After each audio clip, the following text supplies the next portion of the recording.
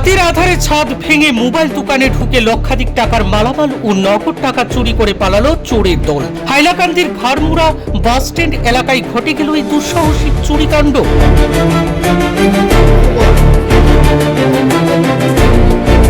গভীর রাতের অন্ধকারকে কাজে লাগিয়ে বাস স্ট্যান্ড সংলগ্ন প্রিয়া এন্টারপ্রাইজেস নামের একটি মোবাইল দোকানে হানা দেয় দুর্বৃত্তরা। অভিযোগ, দোকানের ছাদ ভেঙে অত্যন্ত সুকৌশলে ভেতরে প্রবেশ করে চোরের দল। এরপর মুহূর্তের মধ্যেই দোকানে থাকা মূল্যবান সামগ্রী হাতিয়ে নিয়ে চম্পট দেয় তারা।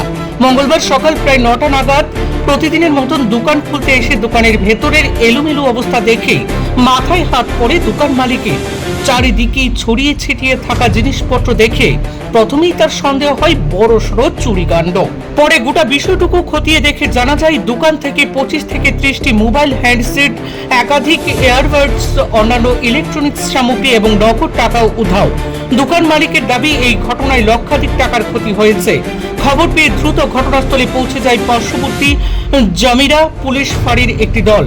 পুলিশ পুরো ঘটনার তদন্ত শুরু করেছে এবং চোরদের শনাক্ত করতে আশপাশের বিভিন্ন তথ্য সংগ্রহ করছে। ঘটনার পর থেকেই ঘাড়মুড়া বাস স্ট্যান্ড এলাকায় ব্যাপক চাঞ্চল্যের সৃষ্টি হয়েছে। ব্যবসায়ীদের মধ্যেও নিরাপত্তা নিয়ে উদ্বেগ দেখা দিয়েছে। রাতের অন্ধকারে এহেন দুঃসাহসিক চুরির ঘটনায় আতঙ্ক ছড়িয়েছে সর্বত্রই। সকাল তো 9টার সময় এই দোকান খুলছে, পুরো 9টা, কালকে তো সোমবার গেছে।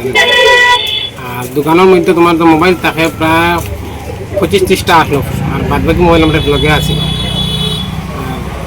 এবার সকাল তো খুললে দেখি তো সাথে দুপুরের দিকে এখন বাঙ্গা আছে। এরপরে দেখা গেছে মোবাইল প্যাকেটুকের সব মানে সিটরে ভিতরে সব প্যাকেটুকের ফালাইয়া আর মোবাইল সবটা লইয়া গেছেন। ওকে ক্যাশ পয়সাও আসলো, ধরো ক্যাশ পয়সাও লইয়া গেছেন। আর পরে জামিরা আউটপোস্টে আমরা পুরো এফআইআর করছি। আমার স্যার তারা তো কমপ্লেনটা রেজিস্টারও করে, তারা বর্তমানে তদন্ত চলে। আশা করা যায় সুর অতি সত্তর ধরা খাইব। এখানে আমরা পুরো আশার আছে তারা উপরে আইনের উপরে। এখান থেকে কেটা কেটা শুরু হয়েছে? তো মোবাইল নিছেন, ইয়ারবাডস নিছেন, ওপো, ভিভো, রিয়েলমি আসলো, মোটো জি আসলো মোবাইল। আর ক্যাশ পয়সা আসলো, কালকে তো সোমবার গেছে। আর ক্যাশ পয়সাও আসলো, ক্যাশ পয়সাও তারা লইয়া গেছে। মোটামুটি 4-5 লাখ টাকার মোটামুটি লস হয়েছে বর্তমান অবস্থা।